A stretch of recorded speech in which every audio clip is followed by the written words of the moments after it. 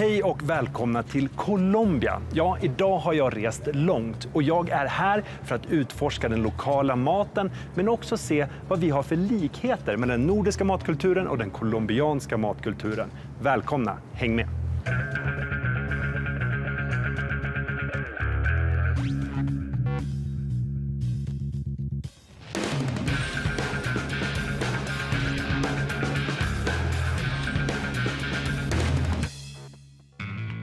Colombia var en spansk koloni mellan 1499 och 1819. Men det var inte förrän 1886 som republiken Colombia bildades. Fram till 1903 var hela det området som idag är Panama också en del av Colombia. Landet har en blodig historia med spanska kolonisatörer och en aktiv slavhandel. Tyvärr är Colombia fortfarande känt för sina militära konflikter och våldsamma knarkkarteller. Idag råder relativ fred i landet och optimismen börjar komma tillbaka. Bogotá är den 3:e högsta belägna huvudstaden i Sydamerika och 4:e högst i världen. Belägen 2640 meter över havet. Den höga altituden bidrar till ett relativt milt klimat året om. Överallt i den gamla delen av Bogotá finns byggnader som påminner om Colombias spanska historia. Men resten av staden är modern och överraskande ren och välbehållen. Mitt i stan ligger Boliviatorget. Här träffade jag Augusto Sandino, en filmregissör som har flyttat hem till Colombia. Han tog med mig till den äldsta restaurangen i Bogotá.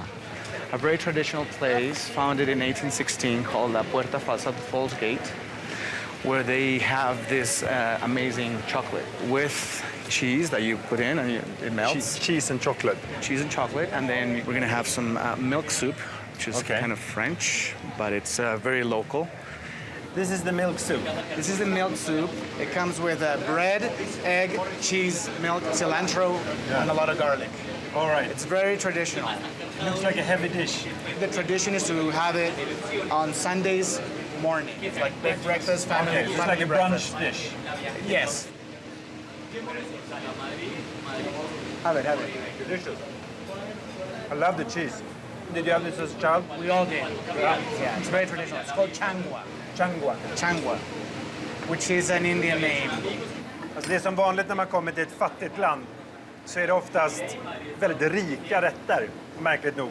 Det här är en rätt som man skulle kunna stå på sig i typ 3 dagar. Kommer nästa grej här. Tamale. Rice, chicken, peas, carrots, wrapped up in a platen leaf. Yeah.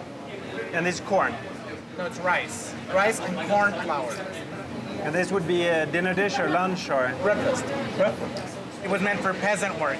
Yeah. They burn all these 3,000 calories a day working the land. So that's why all the breakfasts are like very big and rich. It's delicious. Right now we're gonna have hot chocolate, very traditional, with cheese and almojábana, which is a sort of a bread made out of cheese. So I've heard so much about this now. Everyone says you must have hot chocolate and cheese. And here we are. You cut it into pieces, you dip it in there. Oh, you put the whole thing in there? Yeah. Right. Like a fondue. Exactly, and that's why you have this little spoon. Okay. And this cornbread with cheese. I just tasted this. This is like a regular hot chocolate, right? Yes. And then you have this melted kind of mozzarella cheese. Exactly. And then you put that in the bread. No, you have it like that. You eat it like this. Yeah.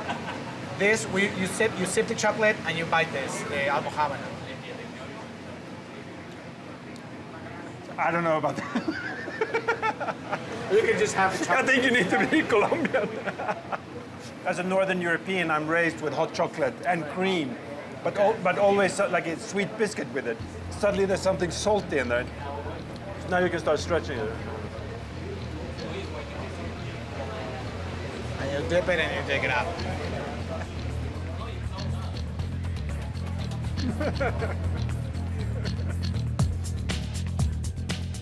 Colombia, det är mest känt för sitt kaffe. Och det kaffet vi dricker i Skandinavien, det har Colombia som bas. Jag bestämde mig för att besöka huvudkontoret för det colombianska kaffekooperativet. So now I'm with Nestor and Roger, and we're gonna try some Colombian coffee. And this is the base for your coffee, for your blend. It's the base for my every good blend. Yeah. Yes. So it's very important here now that we fine-tune the cup quality. Okay, so great. They know exactly what they should ship when it comes to the quality we buy from them. The smelling is very important. See if I can use my Swedish nose and help you out. You know that we drink a lot of coffee in Scandinavia. I know. I know. It's because it's dark, you know, we need that cup in the morning to wake us up. And I know that you are very strict in terms of quality. Yes, very picky. And also here in Colombia, you have so many different qualities. All right. You have coffee from different areas. Do you like the coffee very good balance? Yeah. With very sweetness and good acidity. And I try to looking for this kind of coffee in the south of Colombia. Yeah, okay, that's interesting. Yeah. So South Colombia is a more Scandinavian profile to it. Yeah, exactly. The south of Colombia has a specific profile with a high quality standards. So now you're ready to pour the coffee. Until half of the cup. Yeah. Because you have the opportunity to taste in two temperatures. All right. The coffee needs to be so hot as you normally drink your coffee. Okay. And then you let it go 10, 15 degrees below, and then you cup again. Okay. So if there is some kind of defects, will show up when the temperature is going down. Okay.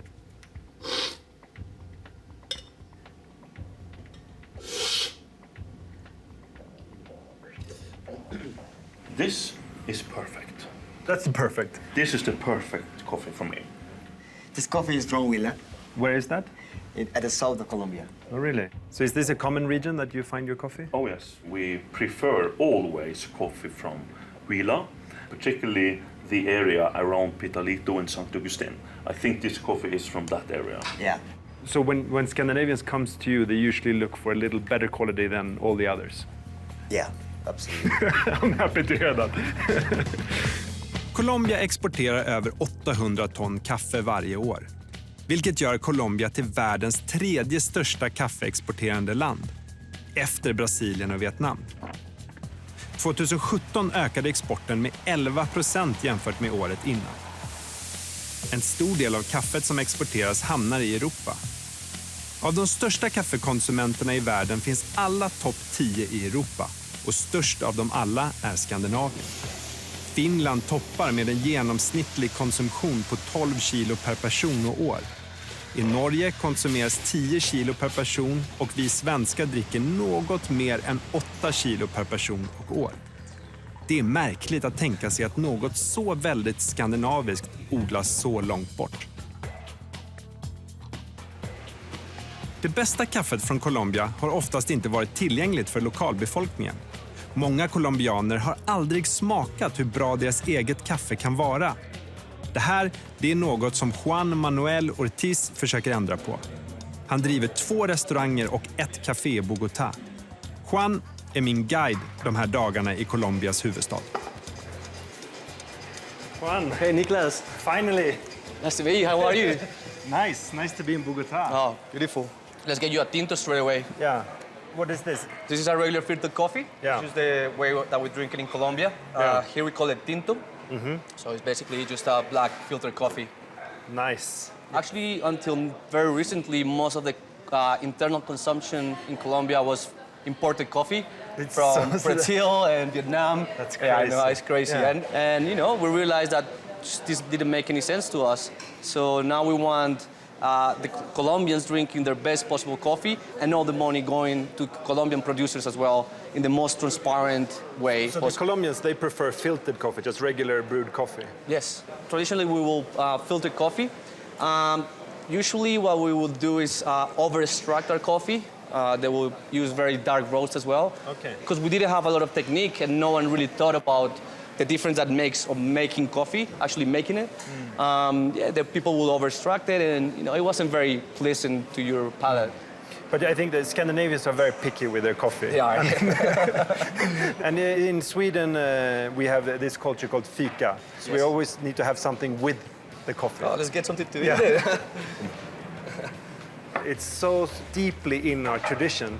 So we don't even say take a break. We say take a fika, which is the coffee and a bun. Well, to me, it seems like the perfect break. Great. Enjoy your fika. So this is a chocolate cake. with some Yeah, it's a banana. chocolate and banana cake. Yeah. Most Colombians usually eat something with the coffee too. You know, like traditionally it won't be like this. It will be more simple. You know, just like a traditional sweet cake or a piece of cookie or something like that.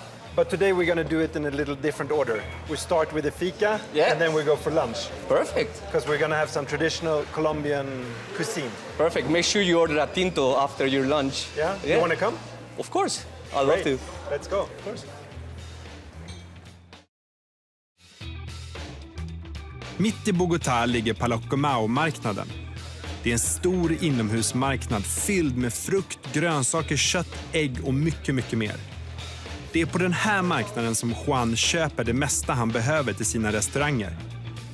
När vi kommer till Palacomao träffar vi Camilo Ramirez, som tillsammans med sin fru driver en av de hippaste restaurangerna i Bogotá.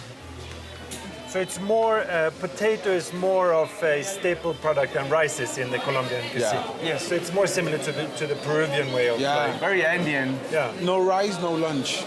I mean, People say potatoes that and no rice. rice, no lunch. So rice as well. Yes, Yeah. rice as well, of Yeah. course. Yeah. And beans. And beans, of course. Yeah. These are beautiful. Look at Beautiful beans, huh? We call them green beans. Because they're fresh, yeah. You call the red beans green. Yeah. Because they're fresh. These ones, Like fava beans? chachafruto. Chachafruto.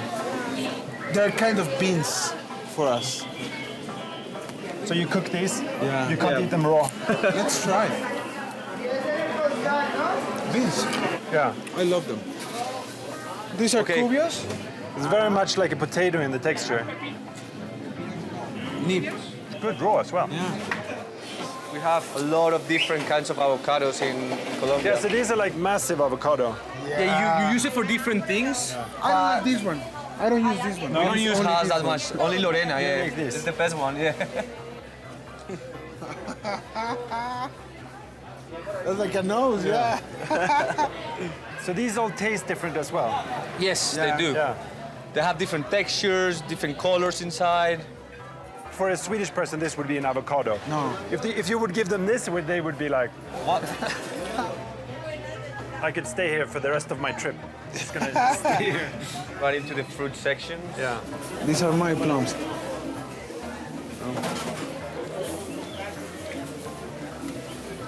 Sweet and sour. Chirimoya. Chirimoya. Chirimoya. Chirimoya. They are family of the Guanaba anonidas. Okay. They are creamy. Oh, wow. Oh, look at that. Not the flesh, but just the inside. Sweet. This is like a passion fruit. This is my favorite fruit in the world. It's called granadilla. Oh, they're so sweet. Oh, wow. Oh, crazy, huh? Dragon fruit, This is amazing. so sweet, like honey. We have these tropical fruits sometimes in Scandinavia. We get them, but they don't taste like this. Like, this is a complete different flavor here. Yeah. Now we're going to the queen of chilies. She sells like all the chilies for the restaurants. You can eat them like that. Yeah, they're not spicy. Oh, they're not? You they're sure? sweet. No. No, sure. You're sweating. Yeah. The food that I've had in Colombia so far, it doesn't have that deep spice into it, no. Our chili is not spicy. It's not very spicy. We have spicy chilies, but the sauce we make is not spicy. So fruit juice is something that you drink in the morning, or you drink it all day? All day. All day. Yeah. Yeah.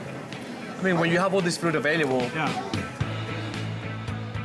Marknaden var helt fantastisk. Fylld med färger och lukter som kittlade och gav inspiration. En av nationalrätterna i Colombia är arepa. Det är en rätt som åts i det som idag är Colombia och Venezuela, långt innan Columbus. Det är ett bröd som bakas av majsmjöl och oftast har en fyllning av ost, avokado eller cuajada, som är en syrad mjölk. Juan visade mig hur man gör den perfekta arepan. So it's corn and then you mix it with butter and sugar and salt. salt. So this is the tortilla of Colombia. Exactly. It's a staple bread. Staple bread. We eat it all the time. Yeah. It's perfect at any time of the day. Wow. Then you folded the cheese, right? Yep. And then one on top? One on top. Nice. Perfect. So my first repa, then this is going to be fried. This is going to be grilled. It's going to be grilled. Yeah.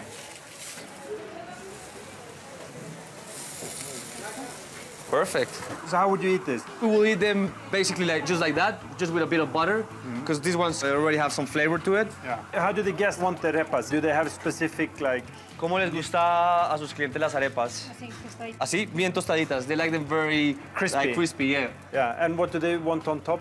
¿Y qué les ponen encima o se las comen así? Se las comen así o muchas veces piden huevos. With eggs. Chocolate. With eggs. The eggs Yeah. and some chocolate. So like breakfast. Like a breakfast, yeah. With Arepas. coffee? With coffee. They go beautiful with coffee, of course. So this could be a fika as well. Yes, of course. Yeah. Juan Manuel och jag satte oss ner tillsammans med Camillo och hans fru Marcela Arango för att dricka en kopp kaffe och äta varsin arepa. En colombiansk fika helt enkelt. This is good. Very nice, huh? Yeah. It's nice with the coffee as well. Even if this coffee not as good as yours. Yeah, it's okay. It's strange because, you know, in Sweden we drink an enormous amount of coffee and we always eat something with the coffee. Suddenly I'm sitting here in Colombia drinking Colombian coffee but eating a Colombian snack with it. Yeah. So this feels more authentic in a way. It probably is, yeah. Arepan var god, men jag behöver mer mat. Marcella och Camillos restaurang heter Ciervo y el Oso. Hjorten och björnen. Ett lätt missvisande namn på en restaurang som serverar traditionella ingredienser från Amazonas djungel i en modern tappning. De lyckas på ett fantastiskt sätt blanda sydamerikanska och europeiska smaker. These are typical flavors. Typical flavors of Colombia. Yeah. Colombia. The first one Yeah, is a pressed lamb. Oh wow, look at that textures. This lamb is inspired in the a region down south. It's called Cauca. We do it with a roasted vegetable and peanut sauce. The idea is just to get it crispy on the outside. Okay. So again, our black clay dish. We love clay dishes here. The roasted vegetables and peanut sauce. For the salad, we're gonna mix crispy red quinoa, and crispy barley. Let's try this. It's And delicious. it's like a wild mint. So the sauces are usually have peanuts in them. Peanuts. Yeah. So you roast the peanuts and crush them and then blend it in with chilies. Tomatoes, onions, garlic. Garlic. Nice. And this is? Those are chicken gizzards. We cook it with green pepper from the Amazon Putumayo, that is this one.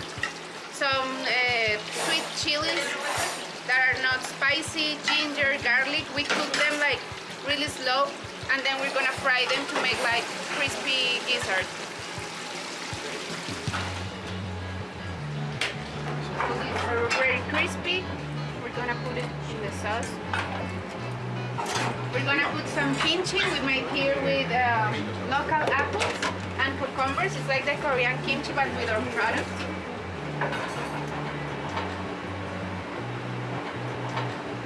Okay, so here there are chicken gizzards with chicha sauce. Chicha is like a corn beverage that we ferment for 2 weeks. It's a very typical indigenous beverage, popular from Colombia. Oh wow. And the sauce is in the I can't like Base. just stay here and not try. Oh, that's so good.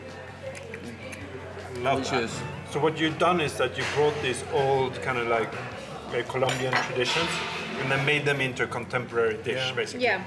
Our ingredients in these restaurants are 95% Colombians. Wow. Now we are making these ones. These ones are called cubios, which is a tuber. This was a vegetable that we, in our country, we didn't like that much, and now we're starting to appreciate. And the cubios here, we roast them in the oven, like the charcoal oven, and then we coat them with mayonnaise, roasted garlic mayo. This is a salty cheese from the coast. It's really dry. It's called queso costeño. We grate it over the cubios. This is red chili powder. This is a smoked chili from the Amazons. What they do is all the women from the houses pick the chilies up and they dry them on top of the stoves. So it gets like the soul of every house, of every home. And it gets smoked as well. We put some corn. This is like corn soil. Green onion.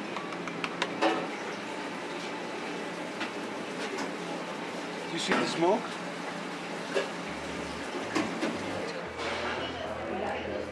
You see they're crunchy. Wow, they're beautiful. So good. Because you have this earthiness flavor. Sweet, the spicy. Yeah, it's like a potato on acid. Very much. It's the best description I ever had. Jungle and street salad. So we got mango, like green mango, and this is guatila. That is like a kind of chayote. And this has a lot of Amazon flavors. Fermented poisonous yuca sauce. It comes from the Amazon. We make it with small sweet chilies and the tucupi and tamarind. It's one of the most amazing flavors in Colombia. Peppermint, and then Amazonian nuts called sachainchi. It's really jungle umami. This is something. And the nut is also from Amazonas, that is sachainchi. And you try it and it's like fishy. Try it, please. Ah, you scared me now. No, it's really good. Yeah? Oh, it's amazing. Never had that before. Wow. It's crazy. I'm staying. I'm staying here. Thank you so much, guys, for having me here and showing me these dishes. And I mean, like, I knew nothing about Colombia, but I'm slowly falling in love with it. Skål! Skål.